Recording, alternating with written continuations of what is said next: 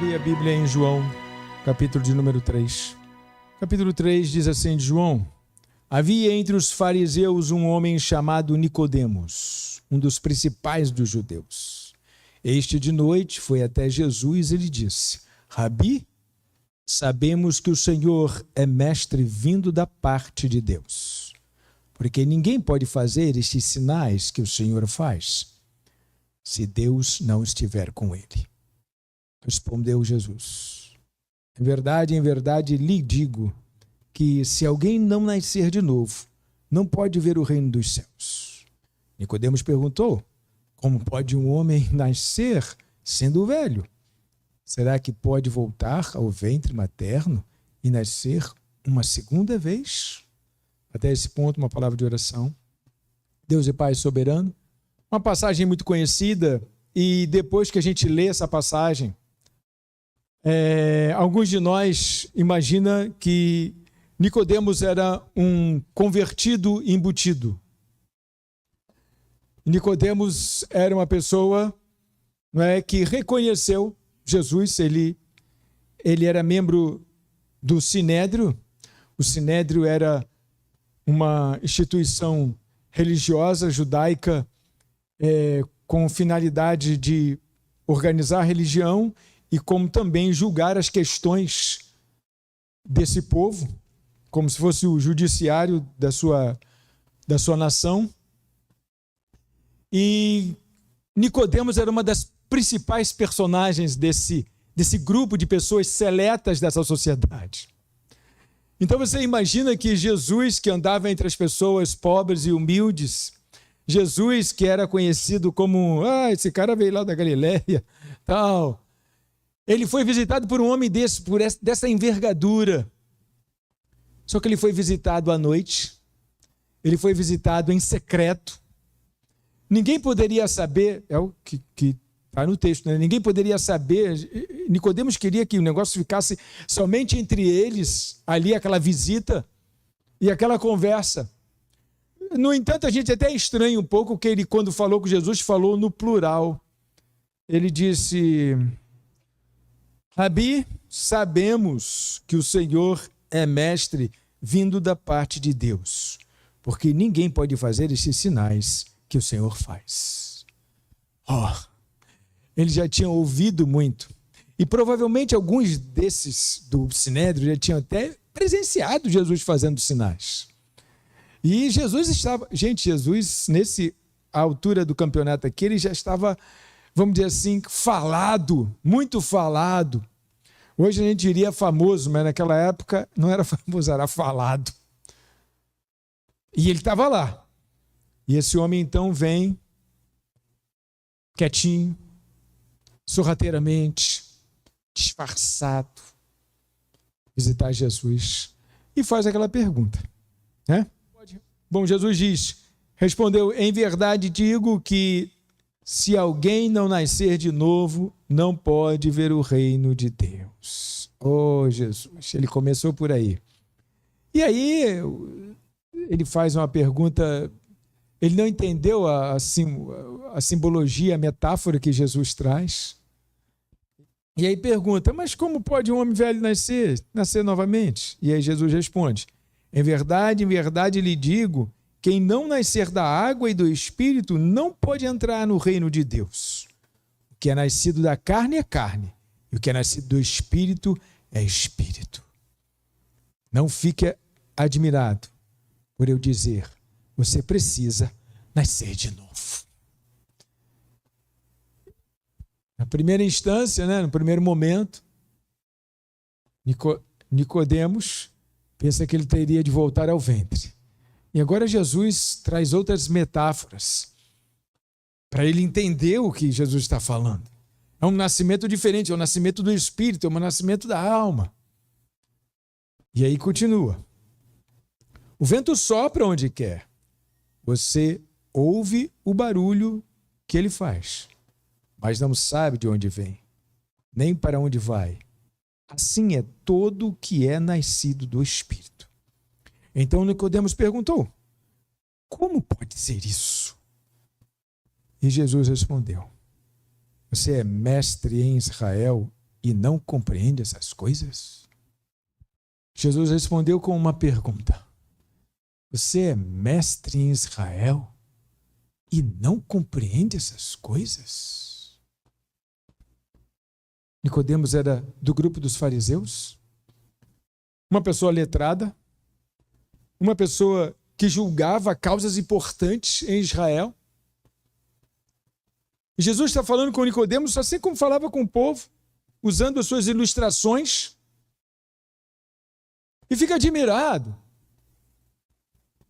de Nicodemos não entender direito o que Jesus disse. Vou fazer uma pergunta a vocês. Vocês acham que Nicodemos nesse dia se converteu? Vocês acham que nesse dia Nicodemos passou a ser um servo do Senhor? O que é que vocês acham? Porque sempre que a gente fala desse Nicodemos aqui, a gente fala dele assim, de boa, como se ele fosse uma pessoa convertida, mas que tinha um ofício lá naquele grupo tão nobre que não cabia a Nicodemos fazer muita coisa. A gente fala com muita misericórdia de Nicodemos. Nicodemos era o servo de Deus rico que foi ter com Jesus à noite para não ter problemas sociais com a galerinha com quem ele andava. E sabe que, de certa maneira, a gente aceita isso? De certa forma, a gente aceita isso. A gente fala com complacência desse Nicodemos. E aí fica a pergunta: cara, será que ele se converteu nesse dia que ele teve esse papo com Jesus? E foi convertido para casa? E continuou vivendo convertido, mas agora com um convertido no meio daquelas feras lá dos outros fariseus? Depois dessa passagem, Nicodemos vai aparecer mais 2 vezes na Bíblia. Não se sabe quanto tempo levou desse dia aqui até o capítulo 7, onde a gente vê Nicodemos novamente. E agora aqui a gente já vai começar a entender que naquele dia ele ficou muito balançado mesmo, a ponto até de ser um observador de Jesus à distância. A gente diz isso, né? Que ele seguia à distância. Então, João capítulo 7, verso 45. Os guardas voltaram à presença dos principais sacerdotes e fariseus e estes lhes perguntaram: por que vocês não o trouxeram? Isso, os principais sacerdotes e fariseus estão se referindo ao fato dos guardas não terem trazido Jesus. Por que vocês não o trouxeram? Eles responderam: jamais alguém falou como este homem. Os fariseus disseram aos guardas: será que também vocês foram enganados? Por acaso, alguma das autoridades ou algum dos fariseus creu nele? Mas esse povo que nada sabe da lei é maldito. Até esse ponto aqui, olha só o que um dos membros do Sinédrio fala para o guarda, o policial da época que foi pegar Jesus. Havia um mandato agora para prender Jesus, mas os guardas chegaram lá e eles estavam ensinando, ficaram maravilhados com o seu ensinamento e não prenderam, e voltaram sem o preso. E quando chega, ué, cadê eles? Vocês não trouxeram? Olha, a gente não pode trazer porque ninguém fala como ele. Deve ter alguma coisa errada com esse mandato de prisão para ele. Não é possível que a gente tenha que prender um homem desse. E aí a desculpa foi: como é que é? Como é? Por acaso alguma das autoridades ou algum dos fariseus creu nele? Ou seja, segundo esta pergunta retórica feita ao guarda, a guarda que estaria pegando Jesus, segundo esta pergunta, o Sinédrio estava firme, uníssono, em uma disposição só: prender Jesus. E quem havia crido em Jesus não deveria ser relevante, não deveria ser levado em consideração. Um povo maldito. Esse povo que não entende nada. Esse povo que nada sabe. Só eles que creram nele. Alguma autoridade creu nele? Me fala se o rei creu nele. Me fala se você conhece algum governador que creu nele. Me diga isso. Algum dos fariseus creu nele? Os que examinavam a lei cuidadosamente? O que nos leva a crer que se Nicodemos creu, nesse grupo aí ele ficou bem quietinho. Nós somos muito misericordiosos quando falamos dessa história. Quando falamos de que Nicodemos foi de noite ver Jesus. Aqui, muito tempo depois, essa situação acontece. E Nicodemos estava presente nessa situação. Tanto é que Nicodemos agora vai trazer uma fala muito interessante, a fala de Nicodemos. Nicodemos, verso 50, um deles, que antes tinha ido conversar com Jesus, perguntou-lhe: será que a nossa lei condena um homem sem primeiro ouvi-lo e saber o que ele fez?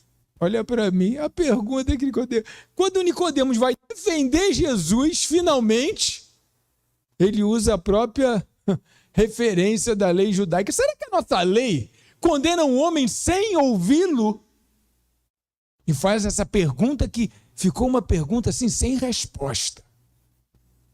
Caramba, a gente vai condenar ele sem ele poder dizer nada.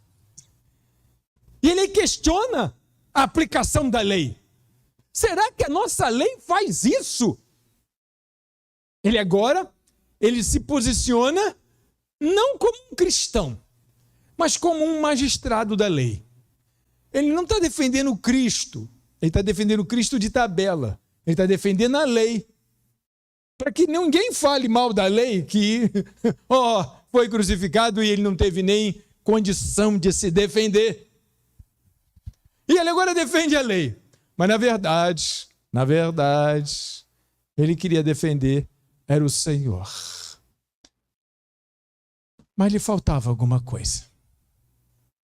Não sei o que era. Não sei o que lhe impedia. Coragem, talvez. Mas será que, sabendo que se defendesse o Senhor poderia perder o seu cargo lá no Sinédrio? Pode ser. Será que aquela posição lhe dava um prestígio que ele não queria perder? De repente. O que a gente não sabe, não está escrito. Não sabe, a gente só pode ficar assim, conjecturando. Mas o fato é que agora, quando Jesus está para ser preso, quando Jesus está para ser morto, e o Sinédrio está apertando as autoridades, ele chega e aponta que um julgamento era o mais razoável que a nação fizesse, para que Jesus não fosse condenado sem um julgamento.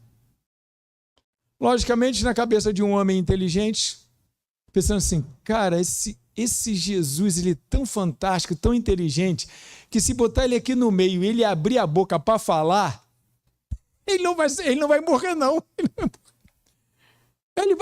Ele vai convencer todo mundo no discurso. Ele vai trazer os motivos dele e todos aqui vão aceitar. E sabe o que eu acho que seria a verdade?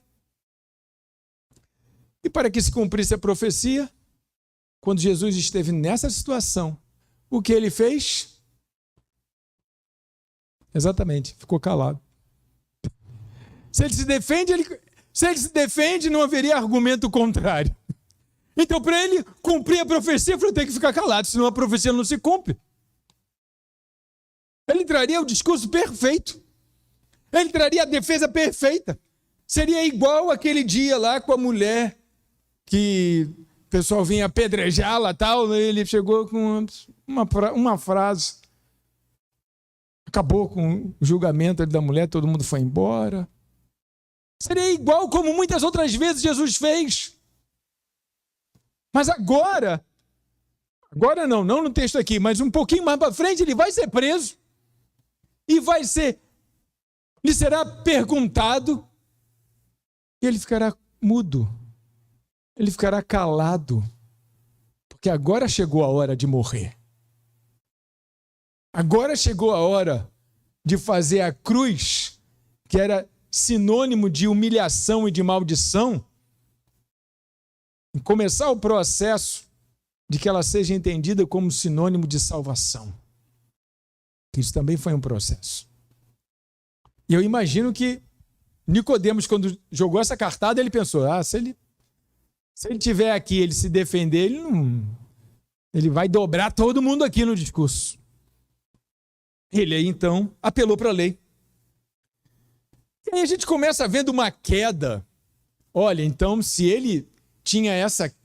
E se ele faz uma defesa dessa, se ele fala um negócio desse, é sinal mesmo que ele tinha uma fezinha enrustida. Mas na terceira vez que Nicodemos aparece na Bíblia, aí então fica claro que ele acreditava mesmo. Fica muito claro isso. Porque a próxima vez está em João 19, verso 38 em diante. Jesus já tinha sido crucificado. E agora, João 19, verso 38. Depois disso, José de Arimateia, que era discípulo de Jesus, ainda que em segredo, porque tinha medo dos judeus, pediu a Pilatos permissão para tirar o corpo de Jesus. E Pilatos deu permissão. Então José de Arimateia foi e retirou o corpo de Jesus. E Nicodemos, aquele que anteriormente tinha ido falar com Jesus à noite, também foi, levando cerca de 35 quilos de um composto de mirra e aloés. Rapaz, quase um saco de cimento. Tomaram, pois, o corpo de Jesus e o envolveram em lençóis com os óleos aromáticos, como é costume entre os judeus na preparação para o sepultamento. No lugar onde Jesus foi crucificado havia um jardim. Neste jardim havia um túmulo novo, no qual ninguém ainda tinha sido colocado. Esse túmulo era de José de Arimateia. Ali, por causa da preparação dos judeus, e porque o túmulo ficava perto, colocaram o corpo de Jesus. Gente, agora aqui não são mais pistas. Agora aqui fica claro que Nicodemos era um crente. E junto com José de Arimateia, outro colega fariseu também, quando ele chegou lá para Jesus e disse, Rabi, nós sabemos que tu és mestre, porque ninguém pode fazer essas coisas que tu fazes se não vier de Deus. Esse nós, ele estava incluindo os amigos. O José de Arimateia, por exemplo, um desses amigos de Nicodemos. E agora tem um detalhe aqui. Fala claramente que José de Arimateia pediu isso em segredo, em secreto. Porque ainda tinha uma outra questão.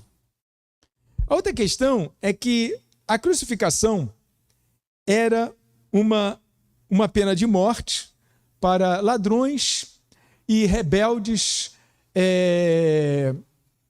e quem se opunha a Roma, quem se opunha ao governo romano. A crucificação durou 500 anos. A crucificação. Roma exerceu a crucificação por 500 anos. Então, antes de Cristo, muitas pessoas já tinham sido crucificadas. E Roma fazia disso, vamos dizer assim, era assim que eles conseguiam manter todo mundo sob controle. Porque insurreição, traição era crucificação. Era crucificação. Inclusive, na história tem um evento, uma tragédia, né? Isso não foi um evento, uma tragédia que Roma se envolveu com os escravos, porque havia um escravo chamado Espartacus. E esse escravo era, não vou dizer que ele era um escravo rebelde, ele era uma pessoa que entendia que ele podia ser livre porque ele não tinha que ser escravo de ninguém. Então, ele foi contado como rebelde e ele conseguiu levantar um grande exército de escravos. Ele conseguiu fugir de Roma. E ele comandou uma grande debandada de escravos de tudo quanto era lugar para se aglutinar a ele. Ele é histórico. Se tornou assim, tipo lenda porque o seu corpo não foi achado. Mas aquele grupo tinha um líder. E todo mundo defendia esse nome. Naquela época não tinha Facebook, a gente botar a cara. Então, você tinha que conhecer o cara para saber quem era. Então, no meio de um grupo onde está todo mundo, né, sem uniforme, como é que você vai saber quem é o chefe aqui? Então, Espartacus fez esse grande comando, esse grande movimento. Isso foi 70 antes de Cristo. Só que Roma foi atrás do grupo. Roma derrotou o grupo de Espartacus, não é? E não fez escravos, não fez mais... quem não morreu no combate, eles estavam a 200 quilômetros de Roma. Os soldados voltaram para casa e a cada 10, 15 metros colocavam uma cruz e crucificavam um dos sobreviventes, até chegar em Roma. Esse caminho chama-se Via Ápio. Um caminho de 200 quilômetros, e Roma fez isso em 70 a.C. E com isso também Roma demandou um recado para todo mundo que queria se rebelar. Então, quem se rebelar, quem não quiser o império, vai para a cruz. Você imagina o que é 200 quilômetros a cada 10, 15 metros, um crucificado. Ou seja, a cruz era o sinal de humilhação. Quem era botado na cruz era o pior de todas as pessoas. O pior de todos os rebeldes. Um ladrão inveterado. Até os ricos, quando morriam, até os ricos, quando erravam e quando eram penalizados, não eram penalizados com a cruz. A cruz era só para gente mesmo que intentava contra o império. Ou então que era ladrão inveterado. Não era para qualquer crime de morte. Eles tinham outras formas de matar as pessoas. E a cruz era um símbolo de humilhação. Agora veja lá, Simval. Olha só. Crucifica Jesus ali. Aí eu vou lá, pelo amor. Você sabe o que aconteceu com quem era crucificado na cruz de Roma? A maioria deles ficava lá apodrecendo, os abutres comiam a carne. A grande maioria. Roma tinha uma complacência com os judeus, porque na lei dos judeus eles não podiam morrer e não ser enterrados. Porque tinha um nome lá. Fazer contaminação e tal, então tinha essa coisa da purificação e o corpo poderia contaminar. Então os judeus pediam aos romanos, sempre que um judeu morria crucificado,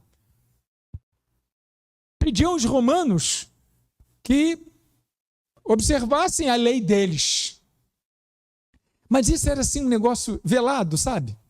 Isso era um negócio assim, uma exceção só para os judeus, porque Roma não se metia nas religiões dos povos conquistados. Então ficava um negócio meio que assim, meio que disfarçado. E por isso, então, José de Arimateia pede em segredo, dá pra gente, a gente vai lá pegar o corpo, tal, tarará. Mas aí, o corpo, quando saía de lá, o resto do corpo, enfim, era jogado na vala.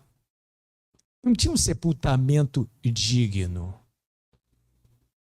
José de Arimateia e Nicodemos dão a Jesus um sepultamento digno. Eles levam 35 quilos, você sabe lá o que é isso? Em óleos essenciais, olha, 100 milímetros de óleo essencial é caro para burro. Um pedacinho, assim, agora ele leva 35 litros de óleos e produtos essenciais, aromáticos, para passar em Jesus. Jesus ficou, meu Deus do céu, perfumadíssimo. Um lençol de linho. Linho até hoje é a fazenda mais cara que existe no mercado. Um lençol de linho. Um sepulcro novo. Os outros fariseus que falaram, eles queriam só cumprir a lei dele, mas precisava lençol de linho, precisava essa tonelada toda de óleos aromáticos. Precisava de um túmulo novo, em destaque, não foi num cemitério qualquer, foi num cemitério mais próximo ali, uma cova que José de Arimateia havia mandado abrir, uma cova particular, não era uma cova pública. Agora esses dois se revelam como, eles não eram só simpatizantes, no fundo eles criam, porque se eles fossem só simpatizantes, morreu, agora acabou, morreu, tá morto. Eles não iriam se preocupar com essa honraria para cumprir uma lei e ficar mal visto entre os seus, porque eles já tomavam conta disso há muito tempo. Existe esse tipo de crente hoje, né? Crente Nicodemos, que tem lá suas coisas, tem lá seus negócios, tem lá suas preferências, tem lá seus objetivos, seus projetos pessoais. Em algum ponto a igreja atrapalha. Em algum ponto a obra atrapalha. Em algum ponto é melhor ser aquele servo que faz igual Nicodemos, admira sim, quando pode defende, mas defende de uma forma muito sábia, para não parecer que você está... Tem crente Nicodemos hoje, crente que só passa por aqui. E pelas outras igrejas também, não estou falando só aqui. Não assume uma postura de um servo.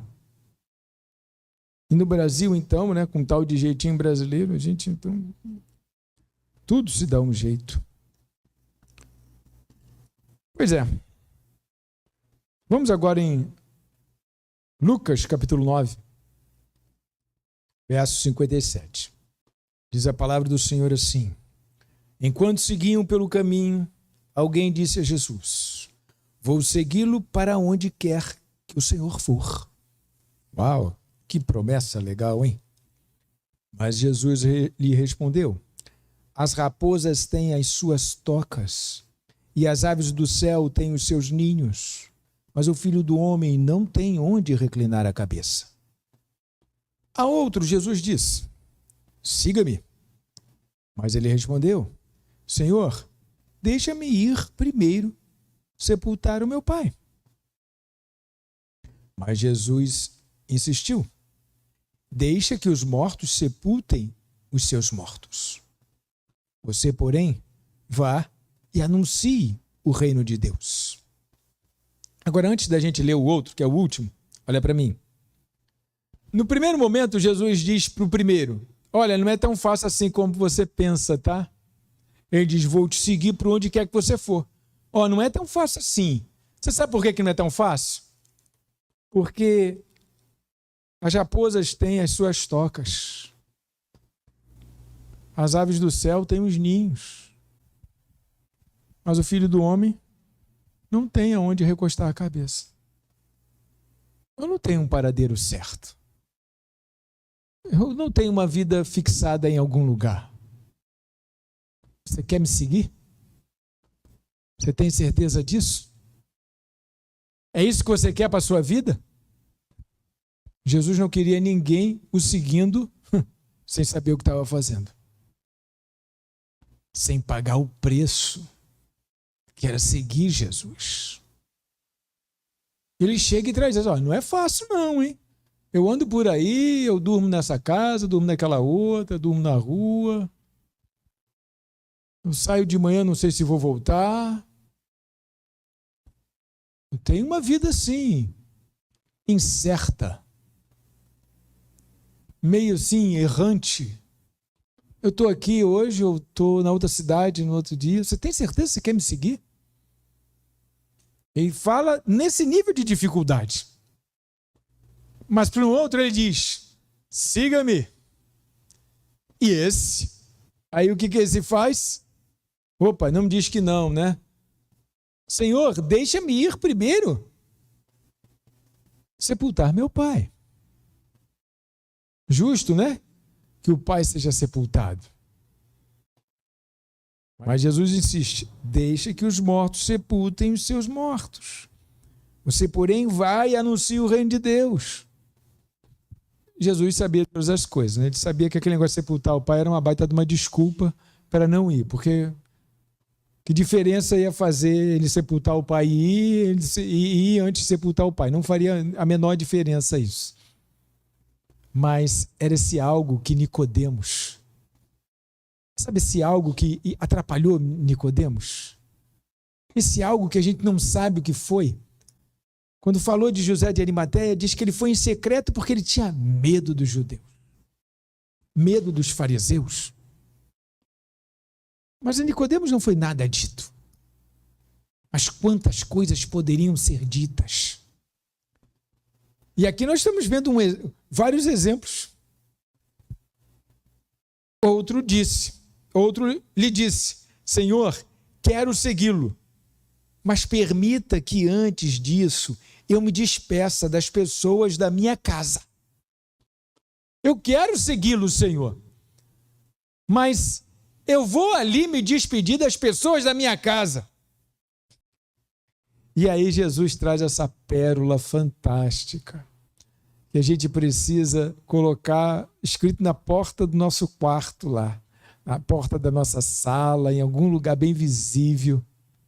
Ninguém que põe a mão no arado e olha para trás é apto para o reino de Deus. Você agora já sabe, né? O que aconteceu com Nicodemos. Você agora já sabe, né? O que Jesus pensa de quem dá um passo para frente e fica com o pé atrás. Você agora já sabe, né? De quem é um grande simpatizante do Evangelho, pode dar até ofertas na igreja, mas vive a sua vida sem se comprometer. A impressão que eu tenho é que nós temos muitos Nicodemos hoje em dia, que precisam entender que quando a gente coloca a mão no arado, o passado ficou escondido, o passado ficou para trás. O arado não trabalha de ré, o arado só trabalha andando para frente. Nós hoje precisamos refletir sobre que tipo de crentes somos nós. Aqueles crentes, aquelas pessoas que gostam de ouvir uma boa palavra, seriam essas pessoas? Olha que coisa legal, como é que a gente arrumou a nossa sociedade, né? Viemos para a igreja, tal, nos confraternizamos, temos bons relacionamentos aqui, amizades, e aí saímos daqui, não é? E aí, bom, vou falar no linguajar aí que eu já ouvi, até nesse púlpito aqui, né? Vai comer um podrão ali fora, vai comer uma pizza, né? Sai para confraternizar, tal. Afinal de contas, domingo é muito cedo ainda, né? Para a gente ir para casa. Olha só, que vida tranquila nossa, né? Amanhã vamos para o nosso trabalho e semana que vem tem igreja de novo. Se não viermos na quarta. Semana que vem temos igreja de novo. Gente, amanhã é dia do evangelista também. Amanhã é dia de falar de Jesus também, porque o arado está lá, ó. Ele precisa ser empurrado. Se pegamos a mão no arado, isso é todo dia. A igreja não é só domingo. Hoje é domingo, eu vou à igreja. Se a gente tiver um grupo assim, meu Deus do céu, vai fechar a igreja. Igreja é negócio vivo. É negócio vivo, é gente viva. É gente que vibra pela obra. A obra, ela precisa de vibradores. De pessoas que entendam que você tem que ser um crente 24 horas por dia. E não se conformar, gente. A gente aqui não tem essa perseguição que lá no Oriente tem. Então as igrejas são fracas, porque elas têm uma vida muito boa. Crente brasileiro, eu não conheço os outros, mas meus irmãos andam por aí e tal. Fora do Brasil, as coisas são um pouco diferentes. No Oriente, as histórias que a gente sabe das igrejas no Oriente. Igrejas que se escondem até hoje. Igrejas que para cultuar é difícil. Tem que seguir uma série de normas, uma série de regras. A gente aqui não precisa seguir nenhuma regra tão absurda. Tem que ter um CNPJ. Tem que cumprir algumas regras. E quem não cumpre nem tem nenhum problema. A gente pega, vai para a varanda no irmão, bota uma caixa de som e se o vizinho quer escutar um filme, não pode. E ninguém fala nada. Ninguém fala nada. Se alguém falar, é perseguição. Estão perseguindo a igreja. Estão perseguindo a igreja. Isso é perseguição. Eu quero dizer para você que Jesus veio a regimentar trabalhadores e não simpatizantes. A igreja, para sobreviver, precisa de trabalhadores que peguem a mão no arado e vá em frente, e não simpatizantes. Gente que concorda, gente que é isso mesmo, tal. Pastor, tá certo. Amém, glória a Deus, aleluia. Semana que vem eu estou de volta, tá, pastor? Tchau. Não. Precisa de gente que arregaça a manga e bota a mão no arado e diz, eu quero ser útil, pastor. Chega lá e pergunta lá a Jéssica se tem vaga no coral. Pergunta se tem vaga na introdução. Eu quero trabalhar na portaria da igreja. Eu quero trabalhar no apoio da igreja. Eu quero trabalhar sei lá onde da igreja. Na igreja da criança. Cadê a igreja da criança? Tínhamos que estar com gente transbordando para cuidar das crianças. Porque pode ter uma mão no arado. Cada um no seu território, naquilo que entende, naquilo que sabe, que tem dom, que faz melhor. Lógico que a gente tem pessoas super dedicadas, mas também temos algumas que ainda precisam acordar. Porque senão fica pesado para a gente que faz, né? Eu estou falando daqueles que têm mais idade como eu, não estou falando... Se bem que reza a lenda que eu vou chegar a 100 anos. Sabe lá Deus como. Sabe lá Deus como. Mas reza uma lenda aí, uma lenda familiar que eu vou viver muito. Mas como vai ser isso, eu não sei. Irmãos, eu vou terminar por aqui, você já entendeu? Já captou? Eu quero orar. Terminar com a oração. Vamos curvar a cabeça.